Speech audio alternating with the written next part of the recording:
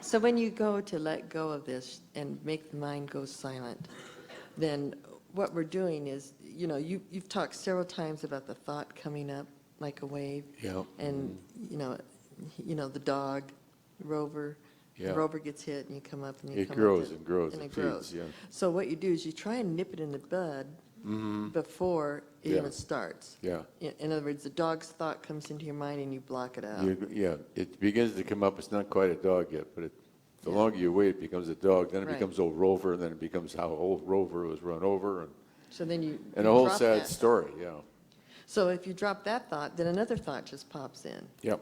of something, and you drop that thought too. Yeah. And then another thought Yeah. comes in, and you keep dropping those thoughts.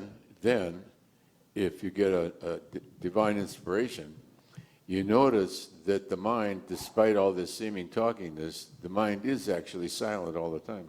Oh, okay. Although you think your mind is talking and thinking, it actually isn't. Right. The mind is actually doing nothing. The phenomena are being witnessed, and you're identifying with that and think that's thinking. The only one who thinks that that's thinking is you. Okay, The so universe thinks it's in other words, stupid. you kind of go into a contemplation.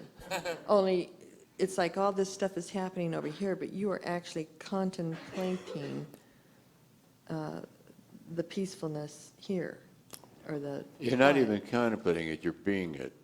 Right. As we're talking right now, my mind is silent.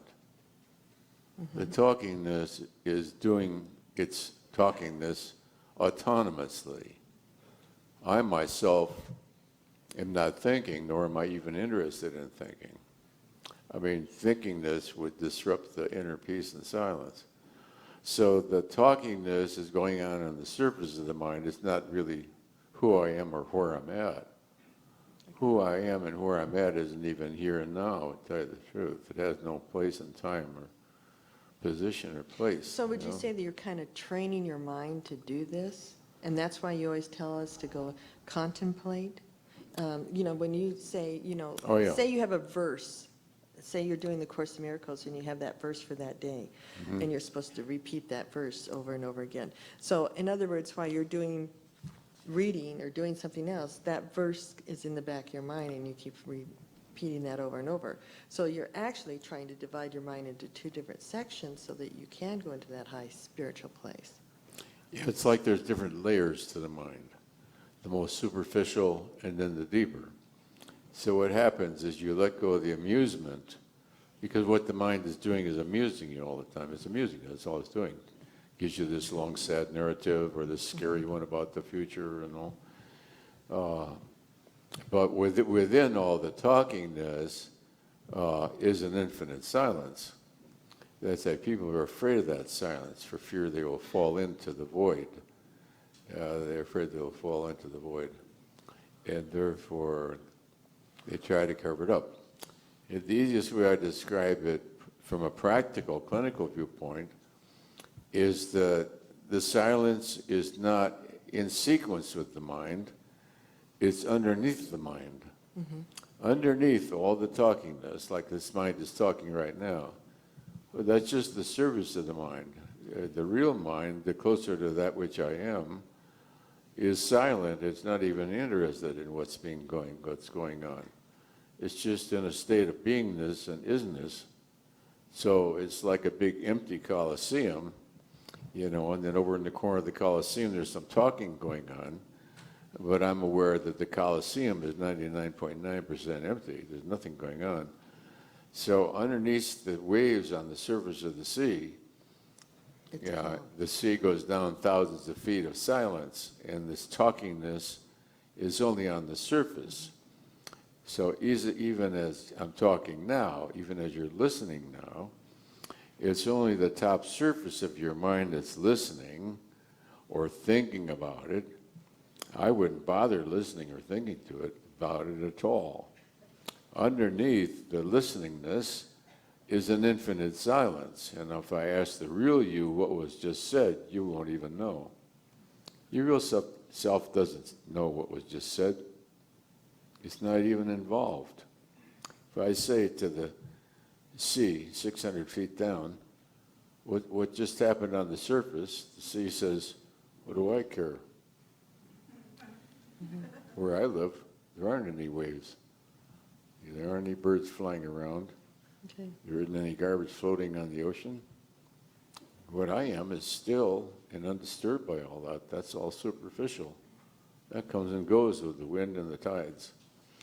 So then Yeah. this type of meditation, this contemplation, the type of meditation you can do even though you're proceeding in daily events.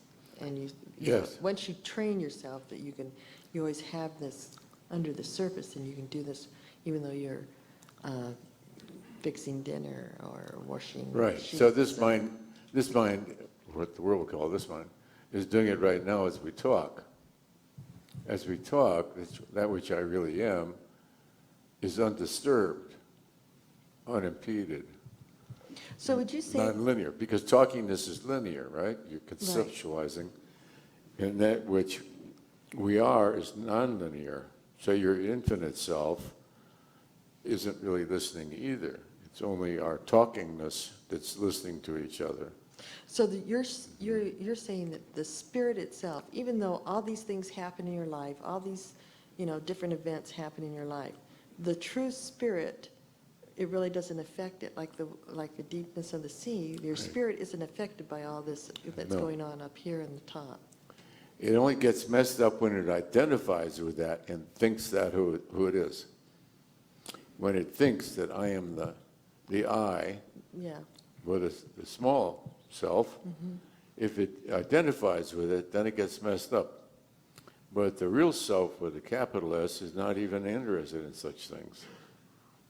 There's nothing to gain and nothing to lose, so why would it be interested?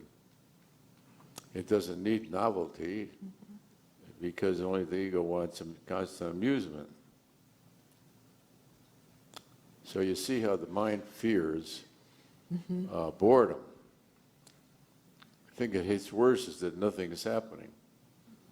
Somebody says, what's happening? And I say, well, to tell you the truth, absolutely nothing. Okay, that explains it. I was always wondering how that, So actually, it's like you teach yourself to have this contemplation, but that you can still deal with every day here on the surface, but yet you constantly are contemplating the spiritual self underneath that. To the identification with the infinite reality underneath the mind and thinkingness and the personality and all, to not lose sight of that, Wow, I learned something.